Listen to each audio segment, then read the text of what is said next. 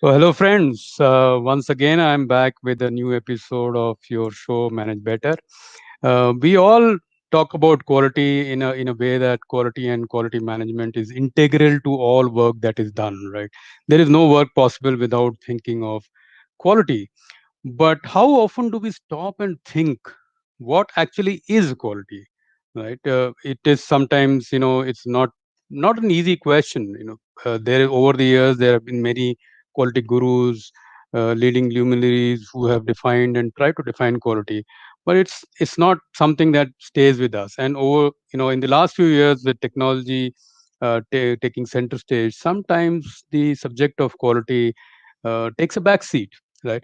It should not, right? And so I thought that this episode I'll bring to you somebody who's, as of today, the leading light of quality across the world. And in a moment, I'll introduce my guest for today.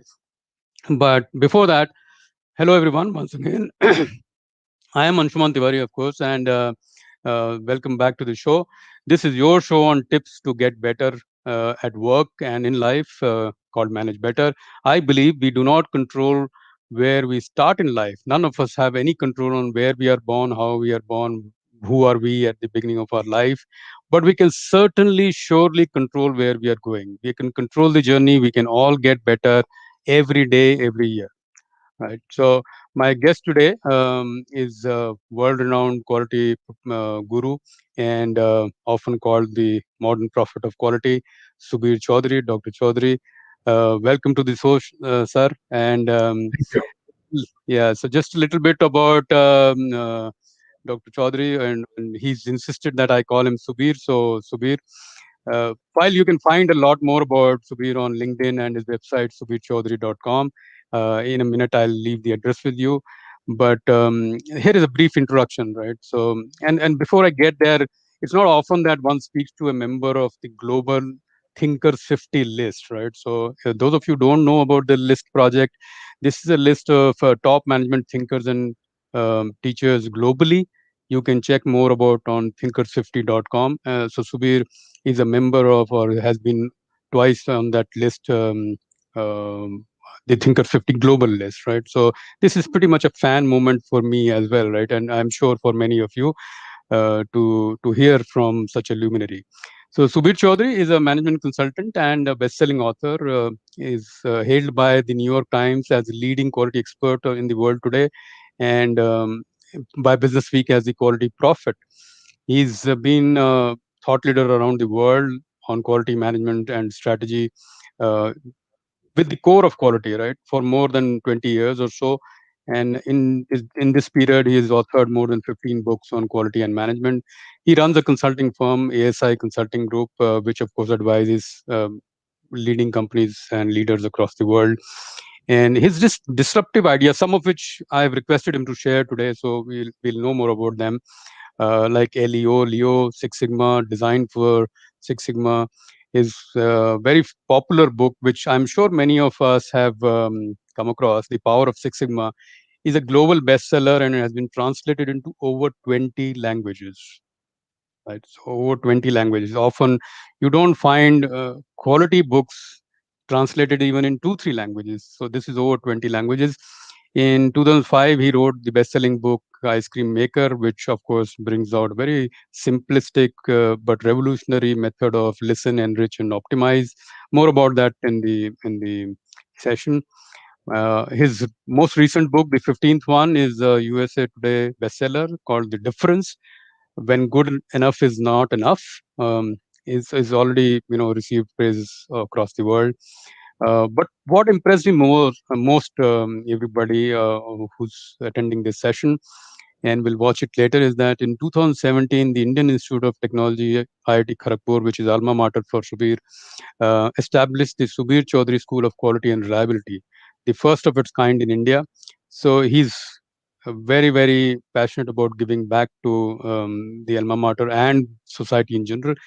And listen to this: each year, both Harvard University and London School of Economics awards doctoral and postdoctoral students the Subir Chaudhary Fellowship on Quality and Economics. It doesn't get bigger than this in the world of quality today. right? So his address to the students of Central Michigan University is one of the most watched YouTube videos ever, not just watched, quality speeches by over a million viewers, over a million viewers. So, with that, I once again welcome you, Subir, to the show. Thank you very much for accepting our invite and speaking to the audience for this show. Any opening comments before we get into the questions, sir? Thank you so much, Yongshuman, first of all, for inviting me. Second of all, that I'm very, very impressed at that what you are doing, at least passionately promoting about the quality and the management in general across India. And what really got my attention was the title of your show called Manage Better. I think what is important, and today I'm going to also share with all of you and your audience, is about each of us when we wake up every single day. If we go in front of the mirror and we are brushing our teeth, and that is the time you should pose the question to yourself when you are looking at your mirror, and then you ask the question, what is the one thing? What is the one thing I can do better today? What is the one Mm. thing I can do better today? If you have that mindset, and then try to spend the whole day with that mindset. If you have that mindset, you'll be surprised that how your life will enrich. And it's not that easy. And when I say about better today, not to better to yourself. When you wanted to do better, then always think about the others. What is the one thing you can make an impact for other human being? Because that is even more fun. Honestly speaking, when I receive an award or I receive recognitions or whatever, yeah, I may get it like a 5 seconds of excitement, but after that excitement is gone. Do you know what is the major impact I get when a reader of my book send me an email saying that after reading my book, I developed a better relationship with my mother, or I developed a better relationship with my, a spouse. That makes me even more impact to me, because that is basically is about practicing quality, right? You are managing yourself better. So I really, really commend you what you're doing, especially for your audience across India as well as globally. So keep it up, and it's my honor to be here. Thank you very much, Subir. Really coming from you, very encouraging. And of course, we do this. We try and do this every month, sometimes twice a month, so that we can enrich the people who are interested in quality and related subject. Getting to the question, so what I did, Subir, is that I spoke to some friends and colleagues in the industry, people who are in quality, and said, okay, tell me what would you want to ask Subir, because we don't get to speak to people like Subir every day. So here is your chance. So some of these questions came from people, of course, some of my questions all brought together, and yeah, let's roll. So the first one, of course, is that there are many definitions of quality, from fitness for use and fitness for purpose. I love personally Duran's definition of fitness for purpose. I think it says everything. But this was 30, 40, 50 years ago, right? Times have changed. And today, where you are in the kind of work you do, what is the Subir Chowdhury definition of quality? So I think for me, the quality is all about the combination of people power and the process power. So quality is defined as a combination of people power and the process power. So let's talk about first of all, as you know, when I talk about the word process power, as you know, the way I define it. So what is really the quality? What is the process? So that means every, any work, it doesn't matter it is in manufacturing or is it in healthcare or is it in education. Any work, there's a process, and if there's a process, then there is a variation, right? There is a variation, right? So sometime the variation might be this big, sometimes the variation might be this big, right? But variation is the one which really causes the problem, right? So basically, our expertise as the quality professional, how to reduce that variation, right? So that is the process. And now you can use Lean Six Sigma, you can use so many different processes, or Leo, or TQM, whatever those tool sets you have within your tool set box. You literally try to reduce that variation. That is the process part. But what I'm finding more and more, that if, and this is very important, if people who are practicing those processes, if they are not having the quality mindset, If they are not having the quality mindset, you can get some results, but you cannot make a bigger impact either in an organization or the society. So what I'm thinking, like what my definition is, that it is, and people always talked about that all the quality gurus, including my mentors, Dr. Taguchi, Dr. Deming, all my mentors, they always talked about the process side of quality, either in engineering or management or organization.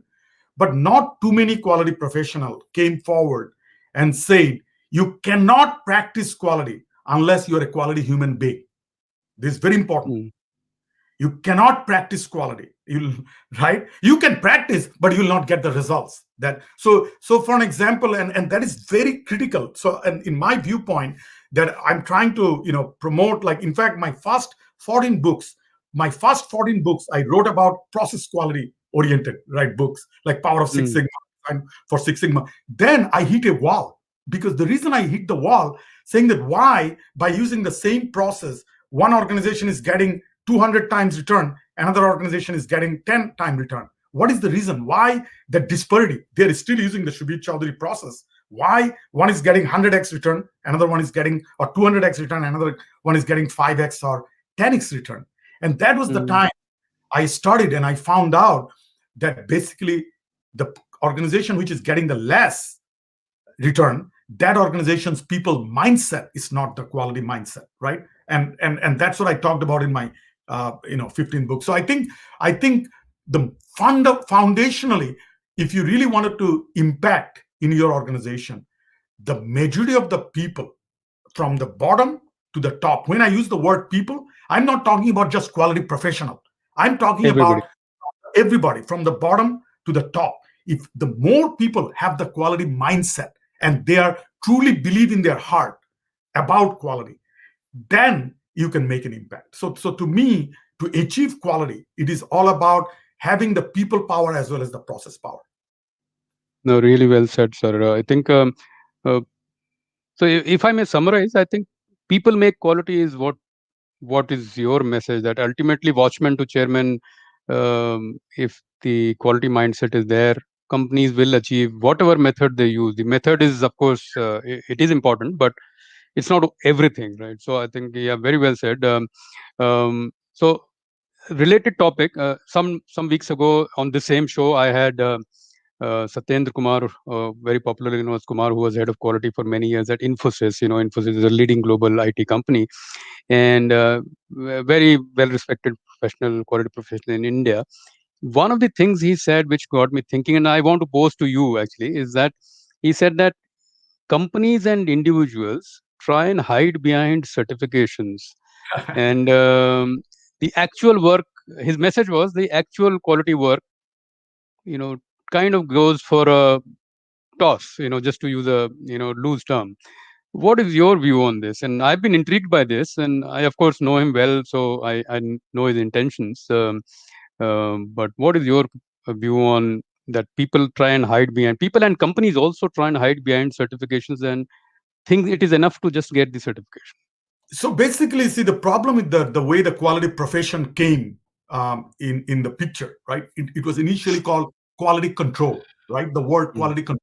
And then later on, American Society for Quality Control became American Society for Quality, right? So they dropped the word control. Because if you think about it, any human being, either you or myself or your audience, if any one of us are in control by somebody, then we'll be automatically defensive, right? So the first thing is that in quality profession, this whole certification came from the whole mindset of controlling, right? That trying to, okay, I'm going to policing you.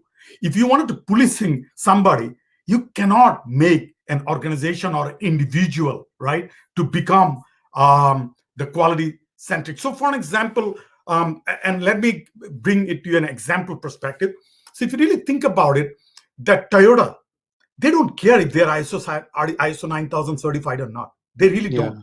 right? Lexus, they don't have to, right? And or and the reason is that because the quality is in their DNA of that organization. So everybody think about that, having that. So that's why they don't care about the certification. So if you really think about it, myself as an individual, I don't have even a single quality certification, neither CQE, CQA, and I became one of the world's top leading quality expert.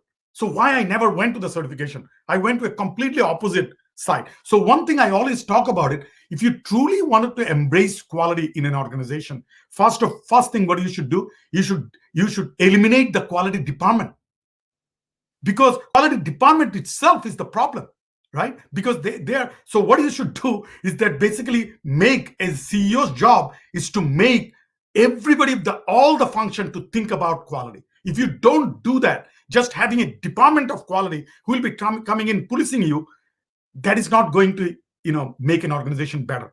And let me give you another example on a personal level. When you Yeah. if you ask me today, Shubir, who is your quality guru? Who are the people you benchmark? Do you know what my answer would be? I'll say Ravi Shankar. Ravi Shankar. I'll say Mm. Mother Teresa. I'll say Shami Vivekananda. They are my quality heroes.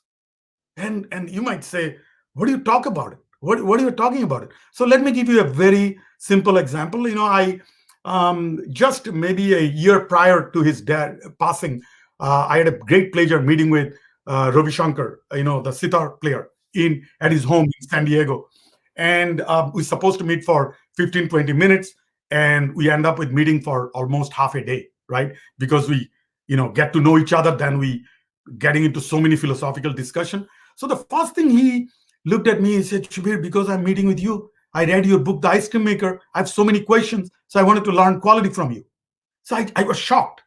I said, Raviji, you wanted to learn quality from me. What's going on? And he said, Shubir, no, I'm very sincere. I really wanted to learn quality from you. And so he asked me the same question you asked me, saying that, Shubir, um, can you tell me what is your definition of quality? Ravi Shankar asked me. So I Mm. looked at him and I said, Raviji, you really wanted to know from me the definition of quality? You are asking me? He said, yes. I said, are you ready? I'm going to answer the question. I'm going to answer you. Are you ready? He said, sure. I said, my definition of quality is Ravi Shankar. Mm. He looked at me and he said, what do you mean by that? I said, I mean, my definition of quality is Ravi Shankar. He said, why you say that? I said, when I'm as a person, when I'm in the absolutely saddest time, like I have the worst day versus I have the best day, on both time, right? Ravi Shankar music turned me on. Ravi Shankar music give me the pleasure. So it take me Mm. from the worst mindset to the best mindset, right?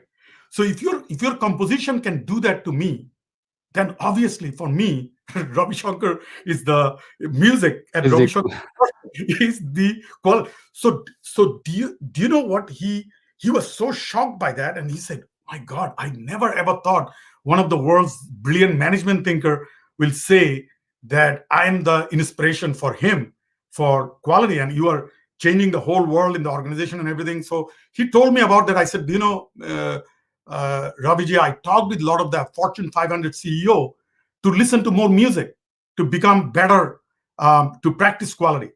So think about that connectivity of that. So that's why I wanted to make sure that your audience understand that even though they might be disappointed today, that I'm not talking about the quality tools, right? Because the problem in that, and this is very critical, because um, the reason I think is very critical, because Indians or Asians in general, we are so good in math, statistics, in all these different tools. In fact, most of your audience even know quality as a tools even better than me. I'm very blunt with you, better than me.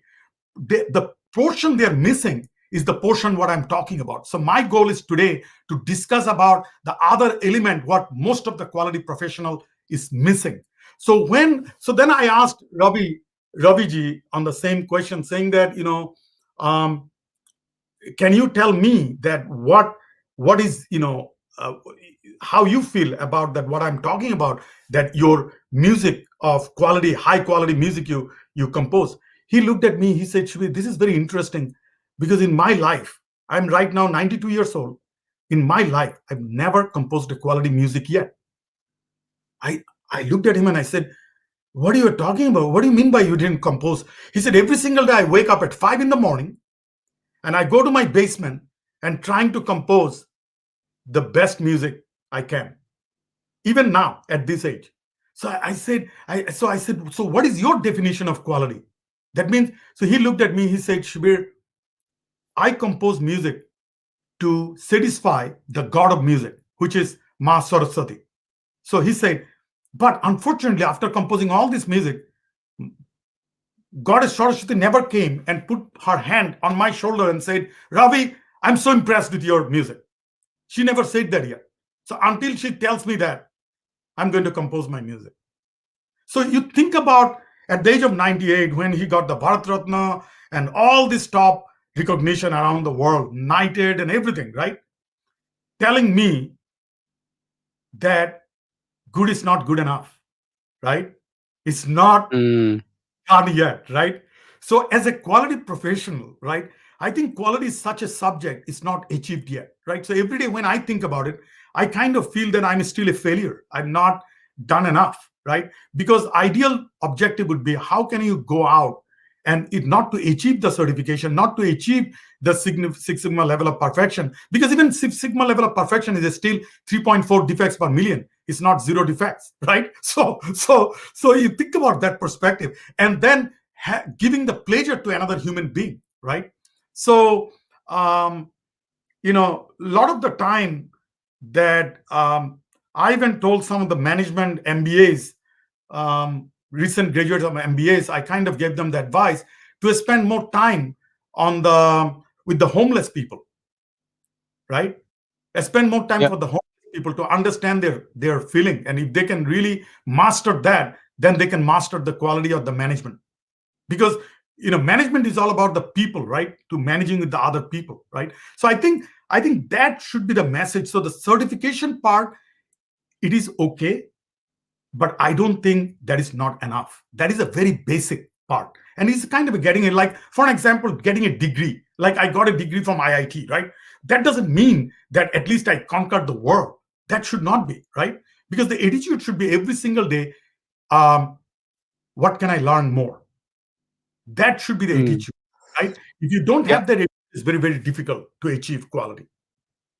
No, loved it. I think the whole anecdote around Pandit Ravi Shankar also, uh, because for many of us, his music and his level is the epitome of quality, and that conversation brings in that, like you said, have said in your most recent book, the difference is that, good enough is sometimes not enough. You have to keep going, keep raising the bar, keep getting better, which is in many way what I my channel show also talks about, is that we have to keep getting better. And there is no, wherever we start, just keep getting better, and the journey is better. So Yeah. moving on, Subir, I think just a slightly different question, and this is something that I've been wanting to ask.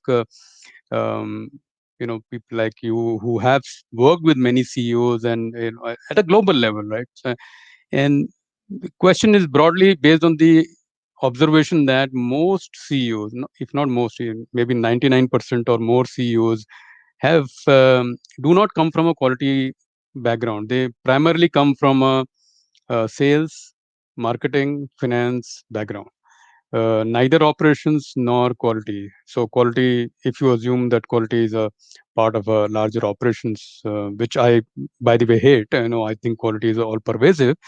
But any views on why global CEOs don't come from a background which is more enriching in quality and improvement and getting better? So it is the let me tell you, I think that is also a kind of a mindset issue. And the problem is that we as a quality professional, majority of them, like I think I should say confidently, 99% of the quality professional, they don't have any leadership skill. They also Mm, lack communication skill, right? Leadership skill, communication skill. So the one advice, the reason that they are not becoming going into the CEO position, because most of them, they only defined within the box of quality. So if they really wanted to improve, most quality professionals should not read Subir Chowdhury's quality books. They should read Subir Chowdhury's leadership and management books, right? Or other leadership books, right? So I think the leadership is the key. Now, then the question comes to, hey, can I be a leader myself?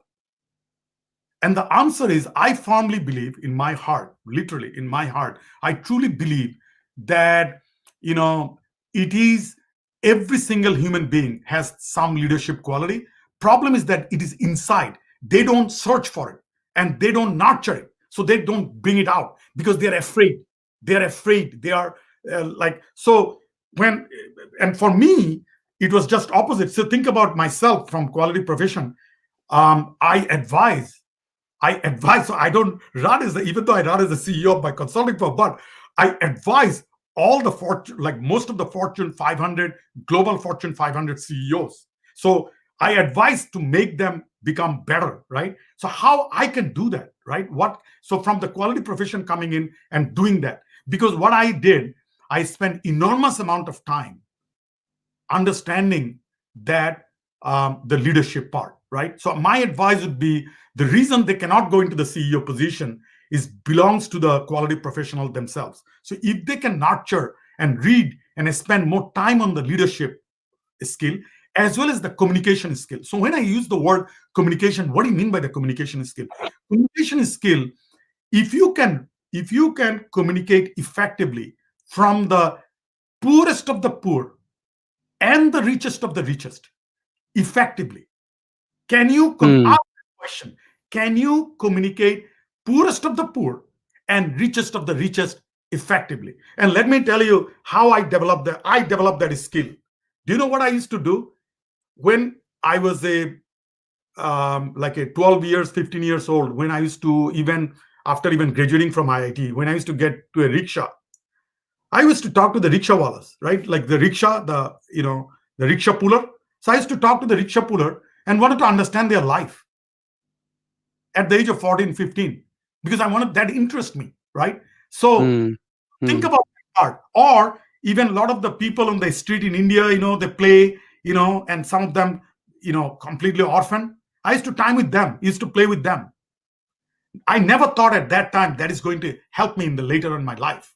So when I went to late, like 10, 15 years later, when I went to General Motors in assembly line, I became the friend. I know how to communicate at that level. So I became very good friend with the assembly line workers. And because I became friend with them, they taught me the nuts and bolt of automotive. I learned more from them, from executives. Once I learn, then I know how to master that subject. So the question is that if you have that mindset of every single day when you're waking up, you thinking about how little you know. Like even if I always think that I'm the dumbest guy in the room, I'm not the smartest guy in the room. So when you think about you're the dumbest guy in the room, then your life is completely, you wanted to learn as much as you can, and then you enrich your life. So if you position like that way, I feel then you will develop your communication skill better, because life is all about the communication. The effective, the best CEOs I've met around the world is those Hmm. CEOs who have unbelievable amount of empathy, who have unbelievable amount of empathy for all the, like one of my major CEO I admire tremendously is Ratan Tata, right? Tremendously admire him because he's such an humble man, and the way he interact, all of his, even another person is Nayan Murthy, is another example. And I wanted to give some Indian context example, because a lot of those people, they have amazing and good communication skill, fantastic leadership skill. So if the quality professionals can spend more time in developing the leadership skill and communication skill, I think you will see more and more getting into the CEO level type of position. So I think really resonates this, because I've often felt, and I my lessons are also from speaking to other professionals, leading professionals, and of course today is a master class. But one lesson I figured out is that if you are not the same to watchman to chairman, which you mentioned in your communication part, is that then basically you are not a quality professional. And the path to leadership is also because through that, and the path is within us, because sometimes quality professionals do not want to explore the uncharted, do not Yeah. want to take more risks.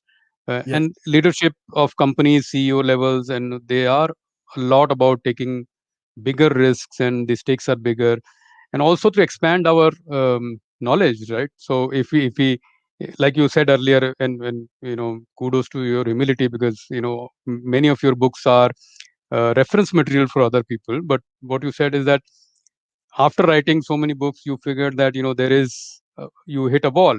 So that same thing happens to, or should happen to, many quality professionals. They should realize that only quality professional or quality knowledge will not take them to the CEO position if they do aspire.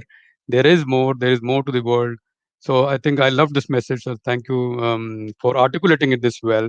But something that you said brings me to the book, that the book difference, right? So first of all, I love the title itself, the difference. So what is the difference uh, between people who achieve and people who don't achieve, and so on, right? So a little bit in a short summary, so that our audience can benefit from your message in the book, Sure.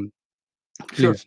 Sure. So when I wrote the book Difference, basically it is about the people quality, right? So basically, I'm trying to teach to the reader that what are the human characteristics that anybody at any position should have, right? At any person, any human, right? So I call it as something called caring mindset. Instead of calling it as a quality mindset, is basically caring mindset, and how you develop Mm, the mindset.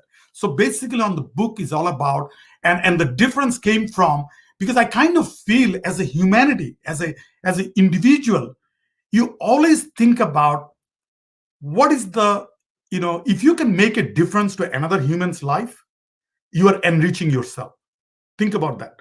If you can make a difference to another human's life, then you are enriching yourself. Like, so for an example, Angshuman, you are doing this Manage Better podcast. You are spending hours and hours of your time. You are not making a penny out of it, right? You are literally enriching the other human being, right? Other colleagues or whoever you're watching, right? So even if you make a 1% impact of that life, you will sleep at night well. You will feel good that, okay, I made this difference for other human beings. So basically, the difference came from, okay, how can I make a difference for others? So then what we have done is, like, I've done on that, I did a huge amount of research, try to find out what are the characteristics that other human being should have. And based on that, what I found, there is a four attributes, human attributes, that any human being can practice to develop the caring mindset. That means to become mm, a quality human being. And those four attributes are, I call it a STAR, STAR, right? It's very easy to remember, a STAR. So it stands for straightforward, thoughtful, accountable, and resolve. So I wanted to touch a little bit on each of the topics. So the straightforward. sure. Straightforward means is basically, especially the social media era, we are living in a fake world. We don't know is a what is true, what is false. It is kind of becoming a blur nowadays, right? So there's so much of fakeness going on around us. So what do you have to think about that? How can I become myself? Everything within myself, it belongs to me. What can I do? How I can become an honest person? How can I become a straightforwardly communicate, right? So even in an organization, a lot of the time you might you might think about, if I get a straightforward, maybe I get punished. My principle is that no, if you talking truthfully, truth is the power. If you're talking truthfully, you'll never be punished. Even if you're punished, you fight for it. Ultimately, truth will prevail. So make sure to become the straightforward. Like, so a lot of the time in the client situation, that I went to a client and I was thrown out, literally thrown out from the client's campus, because I told them the truth, what they don't want to hear. 2 years later, 6 months later, same client came back, paid even 3 times, 5 times more money for my time to come in, because they are shocked that I told them 3 years ago, 4 years ago. One of the automotive companies, I told them even God cannot stop your bankruptcy 10 years prior, 10 years prior. And I was thrown out from the company. And then 10 years later, they are thinking I was like a genius, right? And so the point is that being a straightforward to myself, it worked for me. So I am a big believer on it. So I kind of feel that this is one life, you try to live the truthful life. So that is basically the straightforward. The second thing is called the thoughtful. And the thoughtful is all about, a lot of the time, especially in organization, what I find, we are continuously, when we rise to the top, we kind of look at the rest of the people. We forget about our, one point of time I was also in the bottom. I rise to the top. So definitely there's a lot of other human being help me where I'm today. They forget about that. So then once they get into the power, they just thought, oh my God, I became a big manager or big director or vice president. Hey, this guy's a lower level. So we completely lose ourselves. Hey, there is so many men and women put me on that position in the first place. So what can I do to help them? So always thinking about the thoughtfulness for others, right? If you can develop that as a manager or any position, that whole idea that of thoughtfulness, that will truly make a difference. And let me give you a true story. One of my client, he was a senior leader of a chief purchasing officer of a Fortune 100 company, right? And suddenly called me and said, Subir, you need to come right now in my office. I need to see you immediately. It's very urgent. So I said, it cannot even wait. Are you planning to, cancel my contract? He said, no, no, no, it's nothing to do with it. I wanted to see you right now. You are the only person I can think of. So I said, okay, it will take me an hour to drive at your location. So I went there, to his location. And as soon as I went to his location, he closed his door. I never seen him to close the door, and we sat together. And then he looked at me and he said, Shubir, I wanted to tell you that, I want some advice from you. I said, what? He said, can you teach me how to earn forgiveness? I said, excuse me, what do you mean by earn forgiveness? He said, Shubir, right now, doctors gave me only 2 weeks to live because my whole body, already the cancer is spread, and I'm 52 years old. So I have 2 weeks to live. And that, as you know, that I was a tough executive. I did a lot of bad things to other people. And you always told me to be thoughtful. I never listened to you. Now I have 2 weeks in my life left. Can you teach me how to learn forgiveness? See, so I was in a completely shocking stage. First of all, he's 52 years old. As now he is having a regret. So what happened is that when our days are numbered, then we hit a wall. We said, oh my God, I have only this many days to live. What can I do for the society? What can I do? But when you're good, then we don't think about that, right? So now at this stage, so do you know what is the advice I gave him?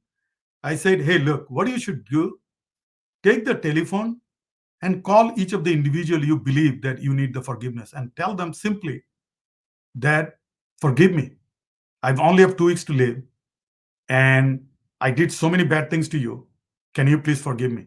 Because I wanted to die to earn your forgiveness. Mm.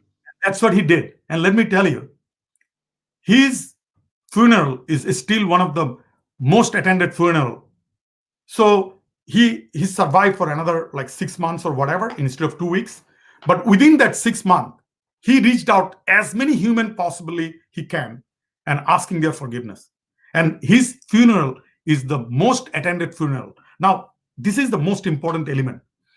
I really wonder if he 6 months of his last 6 months of his life, what he invested time and energy on, or other human being, and be genuine about that, right? Versus the rest of the life, he thinks he's a complete failure to achieve the chief purchasing officer position, and he still felt he's a failure when his days are numbered. So that is the part I'm talking about, that he had a big realization how he should have been thoughtful rest of his life in his Yes. career, right? So that's what I'm talking about, urging to your audience and everybody to become thoughtful. So the first is straightforward, second is thoughtful, third thing is about accountability. A lot of the time when the problem happen, anytime there's a problem happen, Angshuman, I feel it is my problem. Immediately, I just always look at to myself. What can I do? Like I told you, didn't even hesitate. I felt that I didn't make enough contribution to the field of quality, right? And I Yeah. blame myself, right? What can I do? The whole world is looking at me, and I'm a complete failure. What can I do? It's the same principle of what Ravi Shankar taught me. I didn't compose my quality music yet. Similar mindset, right? But traditionally, any quality problem or any problem happen in life, we always do this. Like we literally do point fingering to others. Oh, Mm. I'm good. It's nothing to do with me, right? It's all about the others.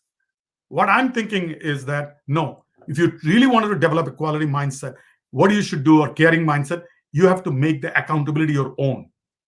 You bring your whole team, because you work for that organization. Because you work for the organization, you always self accountability.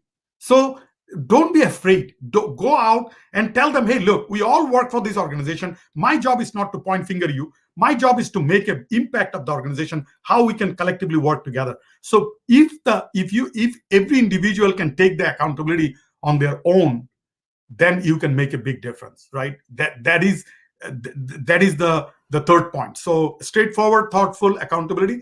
And the fourth thing is resolve. Resolve means, a lot of the time what I find in organizations or even individual life, that we um, we undo, we literally do something, maybe 70%, 80%, but we don't complete it, and we give Hmm. up, right? There's a lot of things I sign, a lot of the project they run to a 80%, 70%, then they cancel the project, right? So the question would be, how you make sure you can have, to any project you take, is a personal life, or or for the organization, how you make sure that you have that resolve to complete your whatever you are doing, right? So if you have this, even in life, in real life, if you can resolve, have that resolve, that will literally help.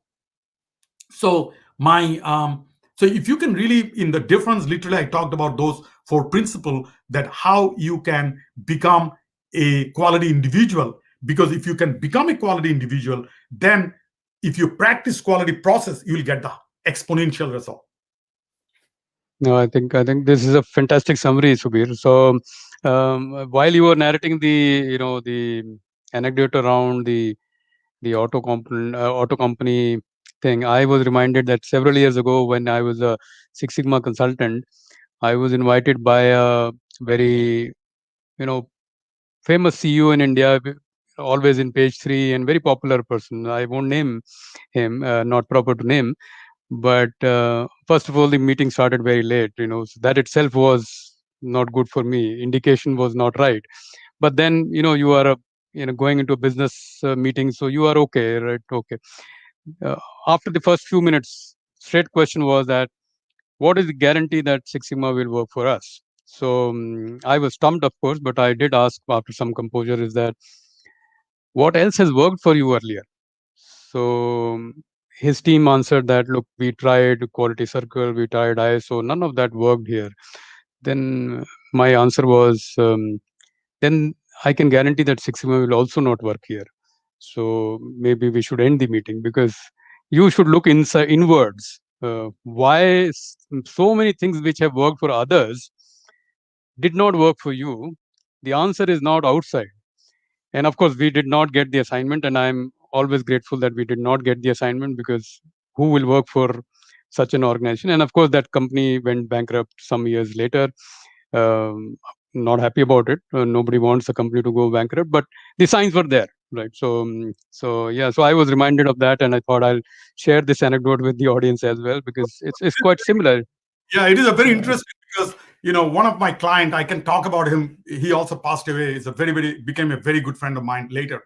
I was very young at that time, maybe around 29, 30, like during that time. So I'm 53 now, and his name is David Burr. No, his name is like a Glenn Barton. He was the former chairman and CEO of Caterpillar. I'm sure you know of Caterpillar, yeah, like yeah. equipment manufacturer. So he signed a $20 million consulting contract with us on doing Six Sigma. So after doing for 2 or 3 months of Six Sigma implementation, I never seen him, and I've been talking to him. I've been trying to get his appointment and all this stuff, very busy and all this stuff. So ultimately, CFO came to me and said, Shubir, my CEO asked me to ask you, is he going to get Jack Welch's result? Whatever result Jack Welch got in GE, is he going to get the same results at Caterpillar? So I looked at him and I said, no. He said, what do you mean? You are telling me to tell my boss that he will not get Jack Welch's result? I said, hey, look, I have two choices. I'd rather lie to you and earn my fees, or I tell you the truth and kicked out. I'd rather tell the truth and kicked out. He said, Shubir, you'll be in deep trouble. I'm telling you, he might be upset and may cancel. I said, I don't care. So ultimately, what happened? He went there and talked to the CEO, saying that, hey, guess what? Shubir, he wants to meet with you immediately. So I got a call from the chairman's office. He wants to meet with me. So ultimately, long story short, I drove all the way to Peoria, met with, as soon as I entered in his office, the CEO's office, he looked at me and said, "Hey, Shubir, you look pretty young. So wow, and you signed a big contract with me, and I'm really surprised that to look at your courage." I said, "What is that courage is?" He said, "What I heard from the CFO that I will not get the Jack Welch's result. Is it true? Did you tell him that?" I said, "Yes, sir." He said, "Wow, you are telling me in my face I will not get Jack Welch." I said, "No, you'll not."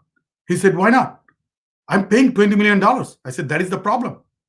Because, so I'm going to ask you a very simple question." He said, "Okay." I said, "You're doing Six Sigma, and I've been trying to meet with you for last 3 months, and I could not because you're too busy. And I understand it and I respect it. So I'm going to ask you a question why you will not get Jack Welch's result." I said, "Why the number is called six, number six, Sigma? Why the number is six? Why it's not seven? Why it's not three? Tell me, why it is six? We don't just love the number six. Why the hell the number is six?"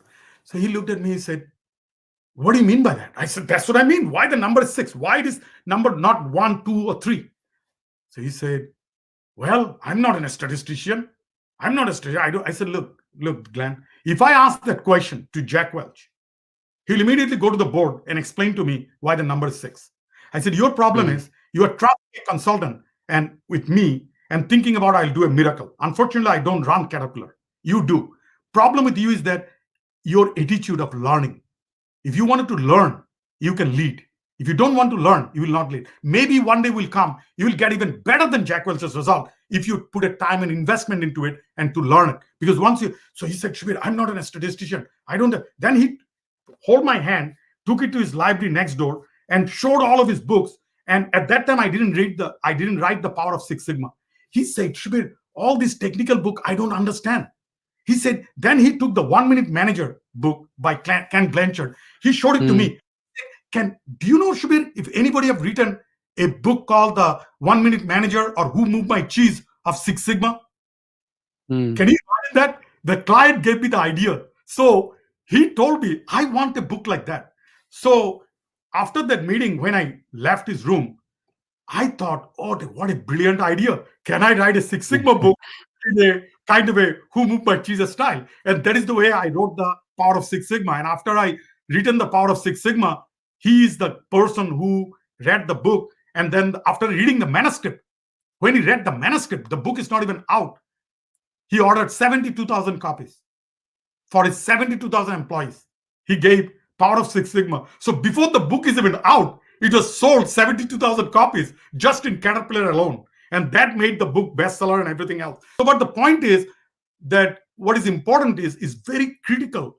The senior leaders, anywhere you go, if the CEO does not take the time to understand the initiative, that then you cannot give. So I don't take any client, Anshuman. I really don't take any client. Doesn't matter if it is a 10 million, $100 million type of contract, unless I meet with the CEO and CEO give me the 100% commitment. They will be learning and they will lead the effort. So every Six Sigma deployment, it helped when the CEO personally take the time, went to the training, understand it, and they led. That is the one advice what Jack Welch gave me when, like at the beginning of my Six Sigma career, that CEO had. fantastic. Fantastic. Thanks, Subir. We are, towards the end, wrapping up, but I didn't want to wrap up, and I have to wrap this up because we have, of course, borrowed time from our audience, and they have been kind. And for India, it is a little late. For many of them have joined, but I would love this to continue, and maybe we will do another session at some point, a little bit more specific. But I did not want to let you go without asking you one question around the IIT Kharagpur connection, where there is a Subir Chowdhury School of Quality and Reliability. How did this happen? So this is, of course, it must have happened with your involvement, right? So I just wanted a little bit on that, so for my audience, so that we know that there is such a school. And we are talking to the man whose in whose name the school is. So literally, basically, as you know, I wanted to give it back. As you know, I got my education on the Indian taxpayers' money, right? As you know, at IIT. It was literally free for me as an education perspective. So I always felt that if I can make it, I'm going to one day I'll contribute to my alma mater. So my foundation donated $1 million and to IIT, and Indian government invested $1 million to kind of a joint program. And the whole idea is that the vision, because it took me almost 9 years to establish that, because initially they're thinking about, why we in India need a school of quality. And my whole idea is, and my vision is, if Japan can become the world leader based on focusing on quality, Korea then followed and became the same thing. If India already demonstrated in software area, but in manufacturing area, if India can become the world level, in the number one in quality, then it is important that they should have an institution and that somebody can show the path. And IIT whole slogan is all about especially for Kharagpur, is dedicated to the service of the nation. So I'm kind of Correct. trying to inspire and teaching all the faculties about the quality. And I'm just telling them it is a cross-functional. It cannot be even mechanical engineering, aerospace engineering. Every department needs quality. So that is the one front. The other front, what I'm really pushing them for is, how can more common Indian citizens can have the basic idea of quality, right? And what I urge your audience, and even including yourself, to get involved with this school, because I wanted, and they will be open-minded. They will not, and you just talk about it, right? If you face some challenge, you email me, because I wanted most of the Indian as a community coming together and go to the school, try to make a difference for India as a nation. So as a nation, if we really think about the quality is the foundation for our nation, I feel that India can achieve some, the global eminence in manufacturing as well, because they have to invest in quality. So that was my real idea behind it, and I'm championing it. I'm also the main patron. So in fact, last week, 2 weeks ago, I conducted a complete workshop for their top 30 faculty on half-day workshop with Shin Taguchi, to teaching them a lot of the principle, and everything I'm doing 100% voluntary. So, even your session, we can tie your session into IIT Kharagpur Quality School, right? So it's Absolutely. a national kind of a movement I'm trying to create. No, I think we would. You did mention that all our audience, including me, we would love to do whatever we can. This is a very very worthwhile mission to join, and not only this session, but I'm more than happy, always available to help in any way which we can. So thank you very much, sir, for that. And absolute last question, which came from several people as well, and I wanted to ask that question, is that uh, of course we would always recommend your books, and particularly the last difference one, because that brings together a very unique blend and new topic. But what is the one book on quality that you would recommend to our uh, audience? So this is very interesting question, Angshuman, because what I'm going to answer you might be shocked by the answer, even your audience too. Let me tell you, I don't read any more quality books. What I read, like as a quality control books, right, or quality management book, but I read a lot of quality books. So do you know what is the book I'll recommend? Every single day, I read Rabindranath Tagore's Gitanjali. Rabindranath Tagore's Oh, Gitanjali, right? So if you really wanted to learn quality, read Gitanjali, right? Read his verse, only one poem, and in English and any language it is available. Read that. You'd be amazed that because what he taught on that whole book is about quality of life. Quality of life is 1,000 times or million times more important, right, of any human being than quality control part, right? So that give me amazing inspiration. That is and every time I rediscover that book, because every verse you look at it completely differently. And obviously I'm a big fan of Tagore music. The other book I can talk about, that I was very inspired when I was a student at IIT Kharagpur. I read the 10 volume of Swami Vivekananda's book, and I feel that is one of the best book like the books I've ever read with respect of the whole volume, because there's so much of learning, because they talked about the humanity, right? So what is the ultimate, like, so that's what I'm saying, like, for me, that Mother Teresa or Vivekananda or Rabindranath Tagore or these are my quality heroes. It's not Deming Taguchi. I'm very honest with you, right? Because um, ultimately quality comes beyond the quality, like the quality profession. So you have to think about that perspective. Like a lot of the time when I go in India, I go in front of Taj Mahal and just sit there for 2 hours and appreciate the quality of the craftsmanship and think about why they did this way, right?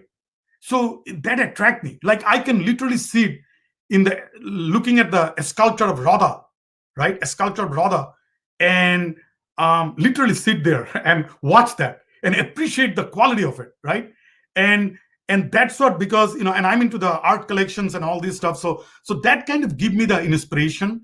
So my humble request to your audience would be, um, read some of those, try to listen to the best music and try to find quality there, try to read Tagore, try to read the other authors you love. Fiction teach you more humanistic perspective, and the more you can become human, the better manager you will be. That would be So my. yeah, so I think I'm so glad that I was able to squeeze this last question in, Subir, because um, you know you, you are right. I am shocked, and I'm sure many of the audience is shocked, because from a quality professional of the highest repute to to have such an answer, it only shows that the larger thinking that we only look for quality in the results, but the good professionals know that quality in results comes from quality in process. But the even better people know that the quality of process comes from quality of people Exactly. that you do, which what you said, right? So very level one professionals will look for only results. The higher level will look for the process, and the even more deeper knowledge after talking to you is that, and this is how I can summarize your session, is that Yes. results happen because process is in place. Process happens because people are the right mindset and the right people. So with that, sir, I would like to normally close. I usually take a lot of questions, and there are tons of questions. But what I'll do is that I'll summarize these questions on the LinkedIn. Most of them are on LinkedIn because this session goes live on LinkedIn and YouTube. Um, Unfortunately, we are up on time, so I can't take most of the question. But I would take one question from Kiran. Kiran is from the UK.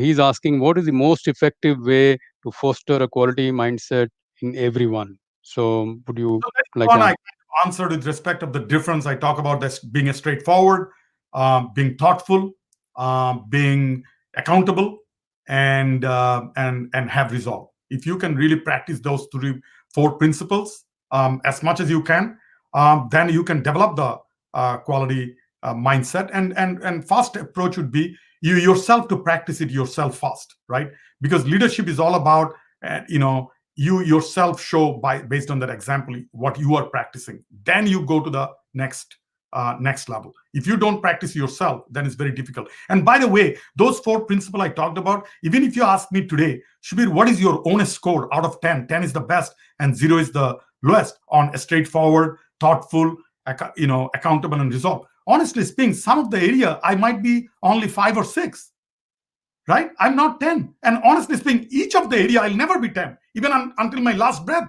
I'll not be 10.